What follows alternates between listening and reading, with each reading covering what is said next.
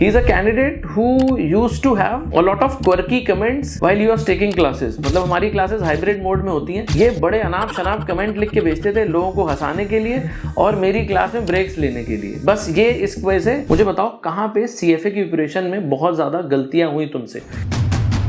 Law आपको बोलता है ये करना है ये नहीं करना है. एथिक्स में जिस टाइप की लैंग्वेज लिखी होती है एग्जाम में, इफ यू रियली वांट कि आप उस language, how did you reach till where we are today, 10th 12th college, whatever you want to tell us about your family background. Candidates को 90 score करने के बाद भी लग रहा होता है कि यार हमारे स्कोर्स बहुत अच्छे नहीं है. बट लेट मी से this out loud. Macro level पे पढ़ा था, बट इसे और इन डेप्थ नॉलेज इसकी लेने का इंटेंट था. तो पहले मॉक में स्कोर कितना था? पहले मॉक में सर जैसे मैंने PM के देने पहले शुरू करे थे मॉक्स. ठीक है. तो PM के फर्स्ट मॉक सिर्फ हाफ मार्क्स देते थे आप? हाँ जी. क्यों हाफ मार्क्स क्यों दिए? क्या एक कैंडिडेट को एग्जाम जाने के अंदर जाने से पहले ही 100% कॉन्फिडेंस नहीं होगा कि यार I should surely clear this exam? Hello my dear candidates, हम इस चैनल पर एक CFA की सक्सेस सीरीज रन करते हैं जिसमें हम CFA लेवल 1 या लेवल 2 क्वालिफाइड कैंडिडेट से बहुत सारा डिस्कशन करते हैं, उनकी स्टोरीज जानते हैं कि उन्होंने इस एग्जाम को सही तरीके से किस तरीके से प्लान करके क्लियर किया. The intent is very clear. We want authentic stories to reach you. The only impetus while we were figuring out कि क्या कोई ऐसा पॉडकास्ट सीरीज होनी चाहिए चैनल पे, जब हम ये चीज़ फिगर आउट कर रहे थे तो सिर्फ एक इंटेंशन था माइंड में. बहुत से स्टूडेंट्स मेरे पास आते थे और कहते थे कि मैंने एक ब्लॉग पढ़ा है, मैंने एक इंस्टाग्राम की वीडियो देखी है जिसमें मुझे बताया गया इस तरीके से पढ़ लो. अब मुझे लगता था कि जो भी सीरीज या जो भी सोर्स से कोई कैंडिडेट कुछ इन्फॉर्मेशन लेके आ रहा है, क्या वो ऑथेंटिक भी है, क्या वो लोग सही चीज बाहर भी आने दे रहे हैं, या क्या is there any ill motivation behind such content. Just to make sure that this piece is cleared, we thought okay let us start a success series. हमारा ये इंटेंशन था कि हम कैंडिडेट से उनकी ऑनेस्ट स्टोरीज पूछें, वो अपनी प्रिपरेशन के बारे में बताएं. वो परफेक्ट थी नहीं थी वो कैंडिडेट जज करेंगे, लेकिन आपको ये पता होना चाहिए कि अगर कोई कैंडिडेट लेवल 1 या 2 या 3 क्वालिफाई किया और इस मेथड से किया तो क्या मैं भी वो चीज़ अप्लाई कर सकता हूँ. सिर्फ और सिर्फ इस इंटेंट के साथ ये सीरीज बनाई जाती है. समवन अमंगस्ट माइट आस्क कि क्या पता करण सर का इंटेंशन भी कुछ इल हो, कुछ इल मोटिवेशन हो. हाथ जोड़कर माफ़ी अगर आपको कभी ऐसा लगा हो तो. एट आर एंड यकीन मानिए we if not anything else we are honest. आज की चर्चा एक बहुत ही खास कैंडिडेट के साथ है. जनरली नहीं बोलता हूँ ऐसे खास कैंडिडेट के साथ है, but this candidate is really special. Reason, he is one of those candidate जिसने मुझे CFA लेवल 1 का एग्जाम देने से पहले कहा था कि सर मैं एग्जाम क्वालिफाई कर लूँ, फिर मैं दिल्ली आऊँगा और आपके साथ पॉडकास्ट रिकॉर्ड करना चाहता हूँ. मुझे नहीं पता था कि लोग हमारे पॉडकास्ट को इस नज़र से भी देखते हैं कि हम क्वालिफाई हो जाएं और उसके बाद इस पॉडकास्ट में आएंगे. Genuinely thanks for that appreciation. The candidate with us amongst today is Bhavya Kumar. CFA level 1 में 1780 का स्कोर आया था, करेक्ट, 1780. स्कोर आने के बाद पहला सवाल उन्होंने मुझसे पूछा था कि मुझे बताओ क्लास में हाईएस्ट मार्क्स कितने गए हैं, मेरा क्या रैंक आया होगा. उन्हें स्कोर से ज़्यादा आउट परफॉर्मेंस पे फोकस कर रहे थे, and that's how the candidate has been. The preparation I can vouch for it was fantastic. अगर इन जैसे कैंडिडेट्स का एग्जाम क्लियर ना हो तो गलती इनकी नहीं होगी, गलती कुछ मेरी रही होगी. बट गॉड्स ग्रेस वो दिन हमें देखना नहीं पड़ा. ही qualified his CFA level 1 exam at the age of 18 or 19? 18. He qualified his CFA level 1 exams at the age of 18. Comes from a tier 3 city. शहर का नाम है यमुनानगर. हम में से बहुत लोग, एटलीस्ट जो लोग नॉर्दर्न इंडिया को बिलोंग नहीं करते, उन्होंने शायद ये नाम भी ना सुना हो. यमुनानगर, जिसमें क्लास 10th में बहुत एवरेज मार्क्स आए हों किसी कैंडिडेट के और 18 साल की उम्र में CFA लेवल 1 क्वालिफाई कर जाए, it takes a lot to reach here. I'll hand it over to Bhavya for the next set. We'll request him कि वो अपना इंट्रोडक्शन दे, अपने बैकग्राउंड के बारे में बताएं, अपने स्कूलिंग, अपने एकेडमिक, अपने professional, whatever how did you reach till where we are today, 10th 12th college, whatever you want to tell us about your family background, the stage is yours. Please speak, sir. Thank you sir. मेरा नाम भव्य कुमार है and मैं tier 3 city Yamunanagar से आता हूँ. अभी मैं अपने अंडर ग्रेजुएशन के सेकेंड ईयर में हूँ एंड CGPA चल रहा है 7.5. अच्छा. 10th क्लास में सर बहुत एवरेज ही कह लो, बिलो एवरेज मार्क्स ही आए थे, 72%। एंड देन जैसे ही 11th में आया तो टिपिकल जो इंडियन बैकग्राउंड में होता ही है कि अगर आप बिलो एवरेज हो तो आर्ट्स ले लो, एवरेज हो तो कॉमर्स ले लो, एंड अबव एवरेज हो तो साइंस ले लो, ठीक है। तो मेरा भी कॉमर्स में एंट्री कुछ इसी उससे हुआ था। तो जब मैंने 11th में कॉमर्स ली तो समझ आने लगी, पढ़ाई के प्रति थोड़ा इंटरेस्ट बढ़ने लगा। एंड देन जब धीरे धीरे करते करते करते जब स्ट्रॉन्ग हो गया बेस, देन 12th में मैंने बिल्कुल मतलब अच्छे से मेहनत करी। कितने स्कोर था 12th में? 90%। 10th में 72, 12th में 90%। ये इंग्लिश स्कूल था? CBSE। अच्छा, CBSE था और इंग्लिश स्कूल था? हाँ जी, हाँ जी। Okay, very good. और ये 10th से मतलब ये कॉन्फिडेंस था कि 90% तक आ जाएंगे? 11th में नहीं था सर, पर 12th में तो ये था कि 80 तक आ जाए तो ठीक है। बट लास्ट तक आते आते जब मैंने देखा हाँ मिड टर्म में एंड देन प्री बोर्ड्स में जो स्कोर आ रहे हैं उसको देखते हुए 85 अब जाना चाहिए, तो 90 आया था मेरा। बहुत बढ़िया। आई should say this, in a country like arts generally 90% इतने ज़्यादा कॉमन हो गए हैं कि मतलब कैंडिडेट्स को 90 स्कोर करने के बाद भी लग रहा होता है कि यार हमारे स्कोर्स बहुत अच्छे नहीं हैं। बट लेट मी से दिस आउट लाउड, मेरे हिसाब से 90% first of all is a very good score regardless of background, regardless of any other thing. दूसरी चीज़ ये है कि फॉर अ कैंडिडेट जिसने जनरली पढ़ाई ना की हो और या पिछला जो बैकग्राउंड है या पिछला जो बेसिक्स है वो उतने अच्छे नहीं हो, commerce gives a beautiful chance to revamp yourself. एक बार और जिंदगी में दूसरा मौका देता है कॉमर्स, और अगर कोई उसका सही यूज कर ले तो 90% इज अ हैंडफुल। मतलब एक कैंडिडेट जिसका क्लास 12 में 90% आया, that candidate should in more often than not cases, अगर वो उसी मेहनत को बरकरार रखें तो आगे चल के CA, CFA, FRM ऐसे बड़े बड़े कोर्सेज ठोक ठाक सकते हैं। बढ़िया। ओके, CFA का कैसे पता चला और वाई CFA? हाँ तो सर 12th में ना बिजनेस स्टडीज एक सब्जेक्ट होता है, तो उसमें 2 चैप्टर होते हैं फाइनेंस से रिलेटेड। अच्छा। पहला है कैपिटल स्ट्रक्चर और दूसरा है फाइनेंशियल मार्केट्स। अच्छा। तो ये 2 चैप्टर्स बाकियों को बहुत टफ लगते थे एंड दूर दूर भागते थे इन चैप्टर से कि यार ये छोड़ देते हैं, ऑप्शन में आएगा हम दूसरे वाला कर लेंगे। बट जब मैंने ये पढ़ा तो मेरे को बहुत इंटरेस्टिंग लगा और जानने की इच्छा हुई इस बारे में कि फाइनेंस होता क्या है, क्या इसमें कॉन्सेप्ट्स हैं, क्या उसमें लीवरेज का कॉन्सेप्ट हमने बहुत मैक्रो लेवल पे पढ़ा था, बट इसे और इन डेप्थ नॉलेज इसकी लेने का वो था, इंटेंट था। तो उसमें फिर सर्च करा थोड़ा, कुछ भैया ने गाइडेंस दी एंड देन उन्होंने बताया कि CFA करके एक कोर्स है, उसको देख फिगर आउट कर उसमें क्या है। तो मैंने सर्च करी कोचिंग वगैरह एंड क्या उसमें रेलेवेंट आपकी वीडियो देखी थी, what is CFA, why CFA। Wonderful. तो उसमें मुझे लगा कि हाँ मतलब यहीं से लेनी चाहिए coaching and then I started my preparation. अच्छा, ओके, वंडरफुल। और अगर सोच ही रहे थे इस डोमेन में करियर बनाने का तो CA नहीं सोचा या कोई दूसरा कोर्स नहीं सोचा? व्हाई नॉट CA तो बहुत अच्छा कोर्स है। सर एक्चुअली CA में ऐसा सुना था कि बहुत टाइम लग जाता है, फेलियर्स देखने पड़ते हैं एंड देन बहुत ज़्यादा अब देखो सर 12th तक 90% ही आए थे, मतलब इतना वो नहीं था मेरे को कि हाँ मैं आगे CA कर लूंगा या वो कर लूंगा। तो CA लग रहा था it might be too difficult, तो CFA ऑप्ट किया। हाँ जी, हाँ जी। CFA इजी निकला? नहीं सर, डेफिनेटली नॉट। बट हाँ मुझे लगा कि जैसे स्टूडेंट्स के बीच में बात होती है कि CA को सबसे ऊपर रखते हैं डिफिकल्टी में, देन अपना ACCA, CFA वो नीचे नीचे आते रहते हैं। तो मतलब ऐसा होता नहीं है, हर एक कोर्स का अपना अलग इम्पोर्टेंस है इंडस्ट्री में। तो ऐसा नहीं हुआ कि CFA इजी था, इजी था। हाँ okay, let me close it out in my opinion. God's grace, CA और CFA दोनों क्वालिफिकेशन ईश्वर ने मेरी पूरी करा दी। I am in love with both of them, बहुत अच्छी चीज़ें दोनों में सीखी।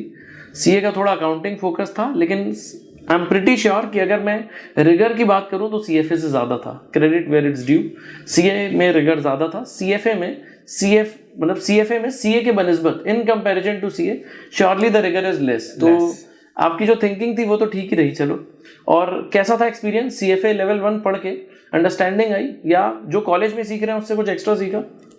सर देखो कॉलेज में तो पता ही है हमें क्या होता है, मतलब पढ़ाई होती है बट काफी थ्योरेटिकल लेवल पे, मतलब इंडस्ट्री और जो करिकुलम है कॉलेज में उसमें बहुत ज्यादा डेल्टा है। जी। तो वो डेल्टा मींस डिफरेंस। ओके, हाँ, सीएफए लेवल 1 की भाषा चल रही है। हाँ जी, मतलब बहुत ज्यादा डिफरेंस है। तो वो डिफरेंस मुझे इसमें नहीं दिखा, क्योंकि जो सीएफए में मैंने कॉन्सेप्ट्स पढ़े एंड जब थोड़ा बहुत फाइनेंशियल टाइम्स वगैरह पढ़ने की कोशिश करी मैंने, तो मुझे सब समझ आ रहा था। ओके। एंड उम्मीद यही है कि आगे जाके बढ़िया करियर हो जाए और अच्छी जॉब मिल जाए। हाँ जी, हाँ जी। चलिए, बहुत अच्छी बात है। एक बार मुझे डिटेल में या एक बार मैक्रो लेवल डिस्कशन कर लेते हैं। सीएफए लेवल 1 कब फिल किया, क्लासेस कब स्टार्ट की, और फाइनल एग्जाम कब दिए, बीच में कितने महीने का टाइम लिया, एक बहुत मैक्रो, मतलब अगर 2 मिनट में सिर्फ और सिर्फ preparation, number of months, hours, वैसी चीजें बतानी हो तो प्लीज बताएं। ठीक है सर। तो सर मैंने प्रिपरेशन स्टार्ट करी थी अक्टूबर 2024 में।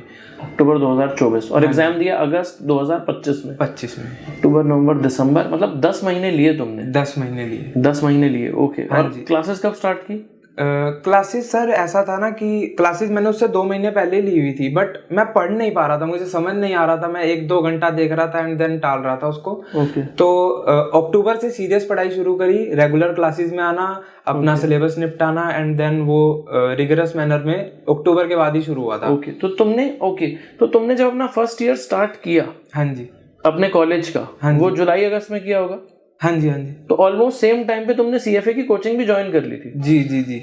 फर्स्ट ईयर में ही कोचिंग ज्वाइन कर ली कि लेवल 2, मतलब लेवल 1 दूंगा अपने सेकंड ईयर में, तो इसीलिए 1 साल की प्रिपरेशन रखते हैं। हाँ, लेकिन स्टार्ट करने के बाद 2-3 महीने तक के फिगर आउट नहीं हो रही थी। हाँ जी, हाँ जी। क्या फिगर आउट नहीं हो रहा था? क्लासेस में रेगुलर नहीं थे, बस ये प्रॉब्लम? हाँ जी, हाँ जी, यही था। और मतलब ना पढ़ने का स्टाइल सर कॉलेज स्कूल का और सीएफए का बहुत डिफरेंट था।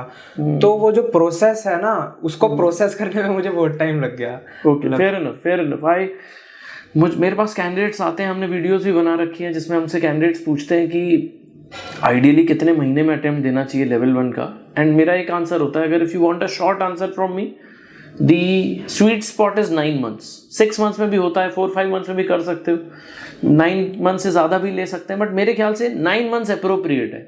मुझे भी ऐसा ही लगता है। प्रिपरेशन के लिए 5 महीने 6 महीने बहुत हैं, लेकिन प्रिपरेशन करनी कैसे है ये फिगर आउट करने में लग जाता है अच्छे भले इंसान को 1-2 महीना, खासकर अगर वो जस्ट क्लास 12 क्वालिफाई किया हो, या एक ऐसा कैंडिडेट जिसने कभी कोई प्रोफेशनल एग्जाम ना दिया हो।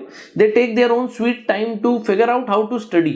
एक बार ये 2 महीने लग गए, फिगर आउट हो गया कि पढ़ना कैसे, फिर भले 6 महीने में हो जाए, लेकिन वो समय अमूमन कैंडिडेट्स, मतलब 60-70% कैंडिडेट्स वो समय ले लेते हैं। तो इसलिए to derive a takeaway from this point, 9 महीने का समय लेना चाहिए। आपका भी मोर और लेस 9-10 मंथ सिमिलर ही था। हाँ जी डन। और उसके बाद जब प्रिपरेशन स्टार्ट की तो कॉलेज के साथ कैसे मैनेज कर रहे थे? कॉलेज रेगुलर था? रेगुलर सर, रोज कॉलेज जा रहा था मैं। एंड कॉलेज से आने के बाद थोड़ा बहुत देर। कितने घंटे पढ़ाई हो जाती थी डेली सीएफए की? अक्टूबर के बाद सर मेरी डेली 4 घंटे एवरेज थी। डेली 4 घंटे पढ़ा? वीकेंड्स पे एक्स्ट्रा? वीकेंड्स पे सर 8 to 10 आवर्स। तो वीकेंड क्लासेस? अच्छा, क्लास को मिला के 8 to 10 हाँ जी, हाँ जी। तो अगर मैंने दिन में एक क्लास ली, 4-5 घंटे क्लास के गए, तो उसके बाद 2-3 घंटा तुम खुद भी पढ़ते? हाँ जी, हाँ जी। यही सेम सैटरडे, यही सेम संडे? यही सेम संडे। कितने टाइम में पूरा का पूरा कोर्स कंप्लीट हो गया था? और रोलिंग रिविजन्स चल रहे थे? हाँ जी सर, रोलिंग रिविजन्स चल रहे थे, बट मुझे रोलिंग रिविजन्स के बारे में पता थोड़ी लेट चला था, जब मेरे 5-6 सब्जेक्ट्स हो गए थे। बट मैंने उस टाइम पे भी उसे इम्प्लीमेंट करा तो बढ़िया हो गया। ठीक है। आपने अक्टूबर 2024 में प्रिपरेशन स्टार्ट की। प्रिपरेशन खत्म कब तक की हुई थी पहली बार? सिलेबस? हाँ, सिलेबस जून मिड में। तो तुमने अक्टूबर, नवंबर, दिसंबर और वहाँ 5 महीने, हाँ जी, है ना? तो यू टुक ऑलमोस्ट 8 months, मतलब 8 months, 7 to 8 months to complete the syllabus for the very first time. इसमें ये जो पूरा का पूरा जो सिलेबस कंप्लीशन आप बता रहे हो, इसमें आपने क्लास की वीडियोस देख ली थी? हाँ जी सर। और सर सबसे पहले जो एक ड्रिल जो आपने ही बताई थी, तो सबसे पहला तो ये था कि आपकी वीडियोस देखना, क्योंकि बेसिक नॉलेज और कॉन्सेप्ट उसी से बिल्ड होगा। ठीक है। एंड देन श्वेजर पढ़ना, ठीक है, थॉरली। श्वेजर के पीछे के जो मॉड्यूल क्विज होती है वो करना, ठीक है। देन मैं वो श्वेजर का क्यू बैंक आता था 2650 वाला, वो करा। And then EOC, end of curriculum questions, ये सीएफए की बुक के ईओसी? हाँ जी, ओके, सीएफए इंस्टीट्यूट की बुक के। और तो ये प्रोसेस मैं तब तक फॉलो करता था जब तक एक सब्जेक्ट की सारी रीडिंग कंप्लीट ना हो जाए। ठीक है। एंड एक बार सब्जेक्ट कंप्लीट हो गया, एंड देन मैं प्रीमियम प्रैक्टिस पैक करता था टू पैक द सब्जेक्ट। तो तुमने मतलब जून तक के सारे सब्जेक्ट्स के लिए ये सारा काम कर लिया था। हाँ जी सर। मतलब सबकी वीडियोस देख ली, सबका श्वेजर पढ़ लिया, सबका श्वेजर के क्वेश्चंस कर लिए, श्वेजर का क्वेश्चन बैंक कर लिया, और उसके बाद सीएफए का प्रीमियम पैक भी कर लिया। हाँ जी सर। ये सब के लिए किया, सबको, और सब में स्कोर 80+ था। सब में सर। अब आप मुझे बताइए, अगर कोई ऐसा कैंडिडेट हो जिसने सब कर लिया और 80% की एवरेज आ रही हो, तो कैसे हो सकता है कि कैंडिडेट का एग्जाम क्वालिफाई ना हो? इट्स नॉट अबाउट, मतलब it's not a fluke, it's a process, and it's not like this process is a one time affair. अब एक बार वो प्रोसेस सीख गए तो वही लेवल 2 में रहेगा, वही लेवल 3 में रहेगा। दैट्स व्हाट आई से, एकेडमिक्स इज अबाउट एक्सीलेंस। इसीलिए जब मुझे बोला जाता है ना कि 100 घंटे वाली वीडियो बना दो, कि फटाफट एक सब्जेक्ट को कंप्लीट करा दो, मुझे लगता है फटाफट वाले कोई कैंडिडेट, कोई ऐसे कैंडिडेट है, कोई ऐसी प्रिपरेशन के सामने टिक भी पाएगा? मतलब that's, and I am pretty sure there will be people who will have other views about it. I respect it, but sadly मैं उससे इत्तेफाक नहीं रखता। I do not agree to it. I respect your opinion. If you think कि let's do this in a crash course manner, your choice, your prerogative.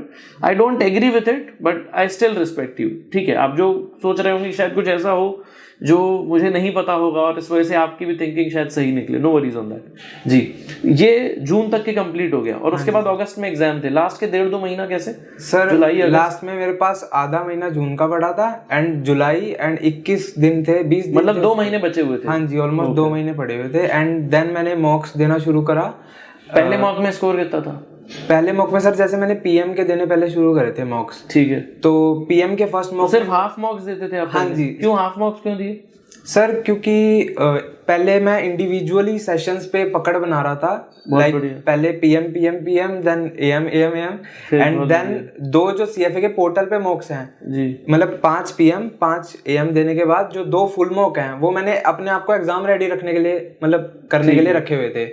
तो like सबसे पहले मैंने पीएम के मॉक शुरू करे थे, and my score was consistently between 80 to 87%। अच्छा, पहले मॉक में 80 था? हाँ जी, पहले मॉक में, और आखिरी तक 87 पहुंच गया था। ओके, और एएम में भी सिमिलर ही था? एएम में सर स्टार्टिंग थोड़ी ज्यादा से हुई थी। एएम में कुछ 83.3 से स्टार्टिंग हुई थी, एंड 90 तक गया था। अच्छा, बहुत बढ़िया, बहुत बढ़िया। और ये जो आखिरी स्कोर बता रहे हो, ये पोर्टल वाले मॉक्स की, सीएफए इंस्टीट्यूट वाले मॉक्स की कह रहे हो? नहीं सर, ये जो प्रीमियम मॉक्स देते हैं ना 5, उसका स्कोर है। एंड देन पोर्टल वाले जो कंप्लीट मॉक्स दिए वो दोनों मैंने सेम एग्जाम एनवायरनमेंट में दिए थे, लगातार 4.5 घंटे, वैसे बीच में आधा घंटा ब्रेक रख के। तो उसमें कुछ 85 एवरेज आया था दोनों का। ओके, दोनों का एवरेज 85। अब देखिए, this is how perfect preparation looks like. लोग बोलेंगे कि सर आपके सारे कैंडिडेट्स यही कहते हैं। अब ऐसा है कि मैं आई ऑलवेज से दिस, जनरली सही चीज करने का एक पैटर्न है। कैंडिडेट्स ने, इवन भव्य ने शुरू, मतलब we in our classes talk about this a lot, कि हम एग्जाम से पहले 7 मॉक एग्जाम्स करके जाएंगे। When I am saying 7 mock exam, ये सीएफए इंस्टीट्यूट प्रोवाइड करता है, कोई एक्सटर्नल सोर्सेज नहीं है। ठीक है जी। ये 7 में से 5 मॉक्स फिजिकल कॉपी में अवेलेबल होते हैं, मार्केट में मिल जाते हैं, आप लोग ले सकते हैं। वो 5 फिजिकल मॉक्स जो इन्होंने किए, उसमें पहले सिर्फ एक हाफ को किया पीएम को, और उसके बाद सिर्फ एएम हाफ को किया। पीएम हाफ में स्कोर 85% की एवरेज पे था, 80 to 87। एएम में स्कोर ज़्यादा थे, 83 to 90। जब कंबाइंड लास्ट के 2 मॉक्स दिए एग्जाम एनवायरनमेंट में, कि 4.5 घंटे में एग्जाम दे रहे हैं, ब्रेक ले रहे हैं, बीच में बातचीत नहीं कर रहे, फोन स्विच ऑफ है, इस एनवायरनमेंट में एग्जाम दे रहे हैं, तो उसमें भी एवरेज स्कोर 85% का आ रहा है। मुझे बताइए ना, क्या एक कैंडिडेट को एग्जाम जाने के अंदर जाने से पहले ही 100% कॉन्फिडेंस नहीं होगा कि यार I should surely clear this exam? Exam में जाने से पहले कॉन्फिडेंस था कि हो ही जाना चाहिए। अब now I won't call this as over confidence. इतना करने के बाद भी अगर कॉन्फिडेंस ना रहे तो फिर क्या ही फायदा है जीवन में, ठीक है ना? हाँ, एग्जाम से पहले डर होता है, क्या सबको होता है। There are jitters, you feel nerves, you feel butterflies in the stomach, you feel itchy, you feel iffy, तो सब कुछ लग रहा होता है। बट फिर भी एक कॉन्फिडेंस रहता है दिल में कि यार ऑलमोस्ट सब कुछ ही सही हुआ है। अगर मैं एवरेज 85 स्कोर कर रहा हूँ और एमपीएस सीएफए इंस्टीट्यूट का अगर 70 के आसपास है, तो अगर मेरा बुरा दिन भी रहा और स्कोर कम भी आया तो भी कितना ही कम हो जाएगा, 70 तो क्रॉस कर ही लेंगे। मोस्ट प्रोबेबली लेवल 2 तो लोड कर चुके हैं हम। And this is a fantastic feeling to have, कि वो एग्जाम में जाने से पहले वो डर कि काश और पढ़ लिया होता, वो ना होना, और ये खुशी की I think I have done everything, hopefully may God be by my side, और आज का दिन बस जैसा सोचा है वैसा चले जाए, and I should be a level 2 candidate. ये फीलिंग एग्जाम से पहले बहुत एश्योरेंस देती है आपको। आई am pretty sure you would have also experienced a very similar thing. In fact एक और चीज, आपने ये जो श्वेजर और सी बुक, इसके सिवा कोई थर्ड पार्टी और कोई मॉक्स की है? कुछ टेलीग्राम पे मिला हो, कुछ वॉल स्ट्रीट से मिला हो, कुछ भी और किया था? नहीं सर, मैंने ऑथेंटिक सोर्स से ही करा, जैसे श्वेजर, सी बुक एंड आपके नोट्स जो केएस नोट्स हैं उनको अपने नोट्स में कन्वर्ट करने के लिए मैंने वो देखे थे, एंड लास्ट जो फाइनल नोट्स थे मेरे, वो मेरे नोट्स थे। पूरा का पूरा प्रिपरेशन करने के बाद ऐसा लगा कि ये जितना इकोसिस्टम में जितने क्वेश्चंस किए ये कम पड़ गए, और होते तो ज़्यादा अच्छा होता, या इतने सफिशिएंट दिख रहे थे, लग रहा था अब हो जाएगा एग्जाम सॉर्ट? नहीं सर, इसी को फॉलो कर लो तो बहुत बड़ी बात है, नहीं हो पाएगा इतना। 100% I agree to this. There is a reason that there are mocks available on my portal, on Wall Street portal, जिसपे मैंने मॉक्स डाल रखे हैं, लेकिन मैं कैंडिडेट्स को कहता हूँ मत देना ये। मैंने टेस्ट डाल रखे हैं, लेकिन मैं कहता हूँ ये मत दीजिएगा, पहले ये कर लीजिए, इसके बाद जान बच गई तो बात करेंगे, इसके बाद कुछ भी करने की ज़रूरत पड़ती नहीं है। ब्राउनी पॉइंट्स बनाने के लिए मैं ये बोलूँ कि मैं इतने मॉक्स देता हूँ, इतने क्वेश्चन मार्क्स देता हूँ, doesn't really make sense. Effectiveness CFA institute और श्वेजर, ये दो को कंबाइन करके जो आती है वो कहीं से और से नहीं आती। लेकिन फिर भी हम आपसे कुछ चीज़ें डिटेल में और जानना चाहते हैं। मुझे बताओ, कहाँ पे CFA की प्रिपरेशन में बहुत ज़्यादा गलतियाँ हुई तुमसे, या तुम्हें लगा ये गलती शायद तुम्हें एग्जाम कॉस्ट कर सकती थी? ये वाले पोर्शन डिस्कस करो, मतलब डूज एंड डोंट्स बताओ कैंडिडेट्स को, और अगर पूरे के पूरे प्रोसेस में अगर कोई ऐसी चीज़ें जो मुझसे पूछना रह गए तो प्लीज़ वो हाईलाइट करके बताइए। मेनली मिस्टेक्स जो मैंने करी थी ना, वो स्टार्टिंग के 2 महीने में करी थी, जो मैंने फिगर आउट करने के लिए यूटिलाइज करे थे। उसमें सर मैं क्या करता था कि जैसे आपकी क्लासेस ले ली, तो मिस्टेक नंबर 1 मेरी ये थी कि प्रॉपरली क्लास नोट्स नहीं बनाने, ठीक है, अपने हैंड रिटन नोट्स नहीं बनाना, एंड ऐसा सोचना कि हाँ समझ आ तो गया, क्या ज़रूरत है लिखने का, वही चीज़ें हैं। तो गलती सबसे बड़ी ये थी एक। एंड सेकंड मिस्टेक ये थी कि आपकी वीडियोस देख ली, एंड जैसे श्वेजर, किसी पर्टिकुलर रीडिंग की आपकी वीडियो देखी एंड श्वेजर पढ़ने लगा तो सिमिलर थिंग्स लगी, मुझे लगा ये तो आता है मुझे, क्या जरूरत है इसकी श्वेजर पढ़ने की। तो सेकंड मिस्टेक ये थी। थर्ड मिस्टेक्स मैंने ये करी थी कि EOC नहीं करना। ओके, तो सिर्फ वीडियो देख के आगे बढ़ जा रहे थे? हाँ, मैं ये कर रहा था, वीडियो देखी, श्वेजर शुरू करी, हाँ ये आता है, एंड देन EOC भी यार ये मुश्किल वो होता है, इतना तो एग्जाम का लेवल होगा नहीं, तो ये कह के मैं आगे बढ़ जाता था। बट मेरे को गॉड हैज बीन काइंड की टाइमली समझ आ गया कि कहाँ जा रहा है प्रभु। अच्छा। हाँ, तो ये, और उसके बाद अक्टूबर से जब प्रिपरेशन स्टार्ट की तो ये सब ठीक कर लिया था?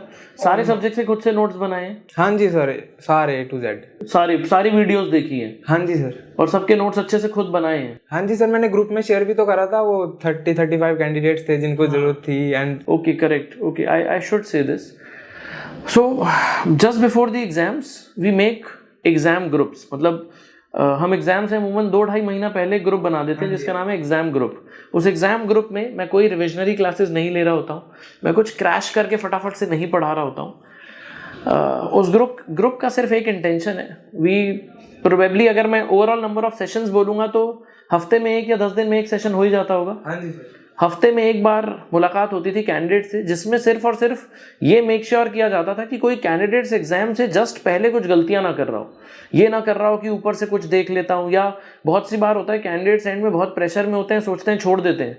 There are even in August attempt as well, this happened that there were a lot of candidates who ultimately qualified the exams, but they were hell bent कि एग्जाम देना ही नहीं है, एग्जाम छोड़ रहे हैं हम कि नहीं हो रहा, लग रहा है नहीं होगा क्वालिफाई, बहुत ज़्यादा है, अगली बार देंगे, 90% लाएंगे और बहुत अच्छा स्कोर करेंगे, 1800 का स्कोर लेके आएंगे। कुल मिला के कैंडिडेट्स एंड में सिर्फ और सिर्फ डर के ये सोच रहे होते हैं कि एग्जाम को छोड़ देते हैं। That is how the mind functions, right? वो आपको एक एस्केप दे रहा होता है कि इस बार छोड़ दे, अगली बार और बड़ा कर लेंगे। तो उस ग्रुप का सिर्फ एक काम है कि सारा का सारा वो पैक जो एक साथ एग्जाम देना जा रहा हो, वो लोग मोटिवेटेड रहें, वो लोग एक दूसरे को के साथ कोलैबोरेट कर सकें और एक दूसरे से चीज़ें सीख सकें।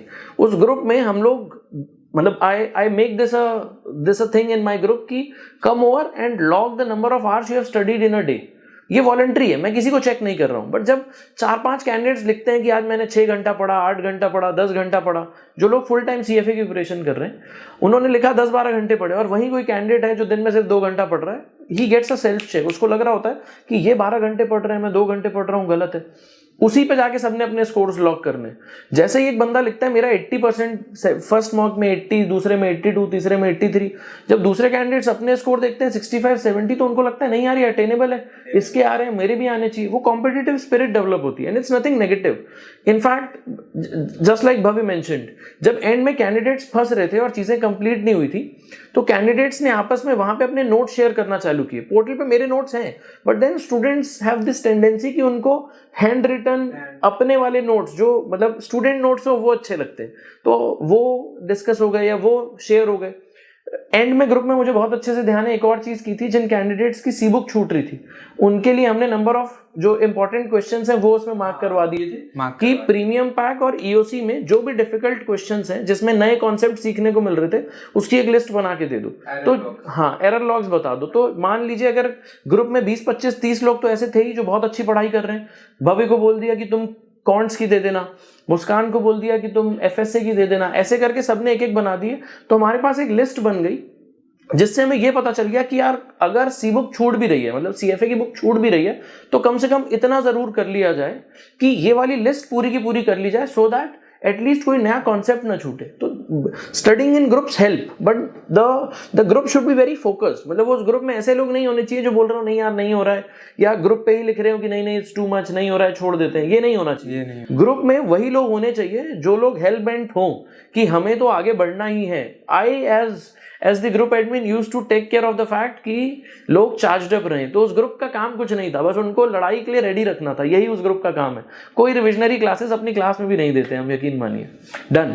Anything else that I would have missed out on, anything that you would like to share about your journey? मैंने एक चीज और नहीं पूछी आपसे, घर में पेरेंट्स का रिएक्शन कैसे था after you qualified, and these 2-3 aspects? तो सर जब रिजल्ट आने वाला था ना, तब पापा चले गए थे घर से, मतलब काम पे चले गए थे। एंड देन जब वो आए तो उन्हें मैंने ना ऐसे मतलब बताया पहले कि पापा यार नहीं हुआ। अच्छा, मजे लिए? हाँ, पिटाई नहीं हुई? नहीं, पिटाई नहीं हुई। तो उनका रिएक्शन ये था, सही बता। मैंने कहा सही में पापा नहीं हुआ। कह रहे मैं तो चांस भी नहीं लेता ऐसा, पता नहीं क्या ही हो जाए पिताजी के एंड से। नहीं, वैसे मुझे कुछ कहते नहीं, बट यस ओके। तो लाइक उनका एकदम इमोशन सा चेंज हो गया। वो आए बड़ी खुशी से थे, बट उन्होंने कहा सही बता, मजाक से हटके। तो फिर मुझे लगा कि नहीं अब पिटाई हो जाएगी, अब सच बता देते हैं। तो मैंने उन्हें बताया कि ऐसे ऐसे करके पास हो गया एंड ये स्कोर है। खुश हुए? बहुत। इज्जत मिली खूब? एक दिन की एक दिन की होपफुली अंकल ये वीडियो ना देखें, वरना फिर बहुत पिटाई होगी तुम्हारी दोबारा। हाँ, एक दिन की इज्जत मिली थी। एंड देन आगे से चलो L2 में ध्यान दो, बहुत हो गया। But that's how fathers, Indian middle class family fathers are, and that is how it should be. कोई तो चाहिए घर पे जो थोड़ा सा एक्स्ट्रा फर्म हो और थोड़ा सा लाइन पे रखे चीजों को। डन। और ऑल्सो सर जैसे ये था कि मैं ना लाइब्रेरी जाया करता था अपने प्रिपरेशन के लास्ट डेज में, मतलब लास्ट 2.5 मंथ में मैं लाइब्रेरी जाता था। तो लाइक सुबह चला जाता था एंड कॉलेज से डायरेक्ट लाइब्रेरी, बीच में खाना वाना मैनेज कर लेते थे। एंड देन जब वहां से आता था तो मेरे पापा कहते थे अपना पढ़ाई करो। तो जैसे मान लो कि पापा ने कहा 3 बजे तक पढ़ना है, एंड लेट्स से मैं 2 बजे उठ गए और मैं सोया हुआ मिला, तो वो लिटरली मुझे उठा के एक चाटा लगा के चल पढ़ने बैठ स्टडी टेबल में। अच्छा। हाँ जी, मतलब इतना रिगरस मैनर में उन्होंने प्रिपरेशन करवाई। Okay, this was about the don'ts of a preparation. Now tell us the dos of the preparation. एक ये, और दूसरा एक लास्ट क्वेश्चन लेंगे कि एथिक्स की प्रिपरेशन कैसे की थी। ये 2 क्वेश्चंस का आंसर मिल जाए, उसके बाद इस डिस्कशन को क्लोज करते हैं। बताएं प्रभु। तो सर मिस्टेक्स तो मैंने बताई दी, एंड डूज कुछ ऐसे हैं कि सबसे पहली चीज जो मेरी प्रिपरेशन में थी कि मैंने थॉरली श्वाइजर पढ़ी थी। ओके। सारी वीडियोस देखी थी, सारे ईओसी करे थे, एक एक क्वेश्चन, भले ही वो विनेट टाइप हो। अब लोग क्या करते हैं कि जैसे विनेट टाइप क्वेश्चन आ गया एंड वो कहते हैं तो पैटर्न ही नहीं है L1 का, तो वो छोड़ देते हैं। बट जो असली कॉन्सेप्चुअल नॉलेज है वो उनमें ज्यादा है, rather than वो सीधा ABC वाले पॉइंट्स में। ठीक है। तो फर्स्ट ऑफ ऑल मैंने ये सारी चीजें करी। सेकंड, प्रॉपरली एरर लॉग्स बनाई। ओके। हर एक मॉक का, हर एक प्रीमियम पैक का, हर एक सब्जेक्ट का। ओके। तो लाइक मैं ना बुलेट पॉइंट्स में वो लाइन लिख लेता था जहां मेरी गलती हुई थी। जैसे लेट्स से क्वेश्चन है, उसका आंसर A है एंड मैंने B मार्क करा, तो उसमें मेरे 2-3 पॉइंटर्स निकलते थे कि A क्यों है, हाँ, मैंने बी क्यों करा था, क्यों मेरा बी गलत हुआ, एंड सी क्यों नहीं है। हाँ, तो ऐसे करके मेरे 3 पॉइंट निकलते थे एक गलत क्वेश्चन से। तो ऐसे एरर लॉग्स बनाता था मैं, मॉक्स को भी ऐसे एनालाइज करा, प्रीमियम पैक को भी ऐसे एनालाइज करा, and then proper error logs बना के, एंड एग्जाम से एक रात पहले जो कॉन्फिडेंस वो एरर लॉग्स देते हैं, हार्डली कोई चीज दे सकती है। बहुत हेल्पफुल चीज। Correct. Let me give you a brief of what he is trying to say. आप 90 क्वेश्चंस का एक मॉक सॉल्व कर रहे हो, उसमें 80-85% आ जा रहे हैं, तो 80% मतलब 18 क्वेश्चन गलत हुए, 85% मतलब 13-14 क्वेश्चंस गलत हुए। तो वो 13 क्वेश्चंस क्यों गलत हुए और किसमें क्या गलती थी, अगर आप इसकी लिस्टिंग क्रिएट कर लो, है ना, तो AM हाफ के ऐसे ही 12-13 क्वेश्चंस मिल गए, PM हाफ के ऐसे ही 12-13 क्वेश्चंस मिल गए। तो हर पेपर में आपको करीब 20-25 पॉइंटर्स मिल गए कि ये गलती हो सकती है मुझसे। ऐसे ही 7 मॉक दिए तो करीब 100 गलतियां पता चल गई। ये 100 गलतियां जब 6 बार देख ली तो कॉन्फिडेंस है कि इनमें से कुछ भी एग्जाम में होने से रहा हमसे।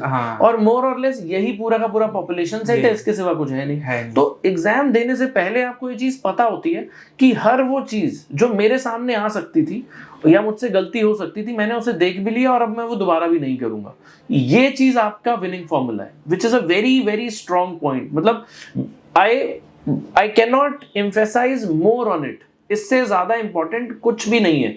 एग्जाम के एक दिन पहले आपका सारा कोर्स कंप्लीट हो, सारा एरर लॉग्स आप देख लें, तो एग्जाम में क्वालिफाई नहीं होने का चांस बचता ही नहीं है। सर एथिक्स में ऐसा था कि जब मैंने वीडियो लेक्चर्स देखने चालू करे पोर्टल से, तो सबसे पहली वीडियो में उन्होंने मेंशन कर दिया था कि C book is the bible for ethics. Correct. मतलब एथिक्स अगर आपको श्योर करना है, कि श्योर तो देखो श्योरिटी होती नहीं है एथिक्स में जनरली, बट अगर आपको अपना 100 देना है तो आप सी बुक से ऊपर कुछ ना करो। ठीक है। एंड सी बुक थॉरली पढ़ो, उसमें गाइडेंस होती है और वो जो जितना भी गाइडेंस, रिकमेंडेड प्रोसीजर, एप्लीकेशन, सब तीनों। कुछ। तो आपने सी बुक कंप्लीट पढ़ी है? कंप्लीट सर, 350 पेज की थी वो, कंप्लीट पढ़ी है मैंने। अच्छा, ओके। मतलब गाइडेंस वाला वो जो एथिक्स के स्टैंडर्ड्स वाला पार्ट है वो 180 पेज का था। You read every line? Every. Okay. And scores ठीक आए थे एथिक्स में एग्जाम? एथिक्स मेरा सर सबसे बड़ा स्ट्रांग पॉइंट था। Okay. Consistent high score 80-85 consistent मॉक्स में आते थे? हाँ जी।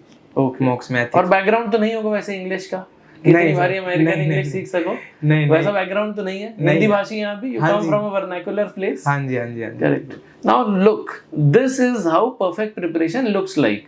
अगेन मैं अपनी क्लासेस में कहता हूँ कि सी बुक पढ़िए। लोग मुझे कहते हैं सर 180 पेज की है, यूट्यूब पे देखता हूँ ऐसे वो कोई 20 पेज के नोट्स होते हैं। वो नोट्स से आपको चीज़ें समझ आ जाएंगी, बट प्लीज अंडरस्टैंड एथिक्स और लॉ में फ़र्क है ना। लॉ आपको बोलता है ये करना है, ये नहीं करना है। एथिक्स में जिस टाइप की लैंग्वेज लिखी होती है एग्जाम में, इफ़ यू रियली वांट कि आप उस language, if you want that language to gel well with your mind, कि जब वो लैंग्वेज आप पढ़ें you don't feel lost in the exam, then it is very much required कि आपने प्रैक्टिस कर रखी हो उन गंदी सी भाषा को पढ़ने की।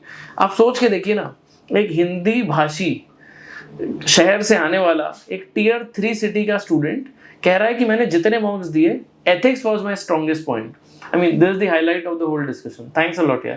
Anything else that you would want to highlight about your preparation or anything, or else we'll take a close and thank you for your time. हाँ जी सर, एथिक्स पे ही एक और ओके प्लीज बताइए रिकमेंडेशन देना चाहूंगा मैं, कि जैसे एथिक्स आपने एक बार पूरी सी बुक पढ़ ली जी, देन आप आगे अपना सिलेबस में चल रहे हो, एंड आपको एथिक्स से मतलब छोड़ना नहीं है, एथिक्स से टच में रहना है रोज। मतलब आप इसके लिए 2 चीजें कर सकते हैं, या तो आप क्वेश्चंस प्रैक्टिस कर लो सी बुक से, एंड सेकेंडली आप एथिक्स में जाके ना उस पर्टिकुलर स्टैंडर्ड का खाली एप्लीकेशन पढ़ लो। ओके, मतलब एग्जांपल्स। हाँ जी, example application of the standards वो पढ़ लोगे आप, तो आपको सारा एथिक्स रिकॉल हो जाएगा उस पर्टिकुलर स्टैंडर्ड का। ठीक है, fair enough, all valid points. ठीक है यार, let's take a wrap on this one. Delighted to have spoken with you. I hope कि लेवल 2 क्वालिफाई होने के बाद, लेवल 3 क्वालिफाई होने के बाद दोबारा बैठेंगे और कुछ और भी किया अगर आपने करियर में, तो उन सक्सेस स्टोरीज को लेकर भी जरूर बैठेंगे। Thanks a lot for your time, please take care. Thanks a lot everyone for being so kind. Thank you, bye bye. As I always say, may God be by your side. Bye bye.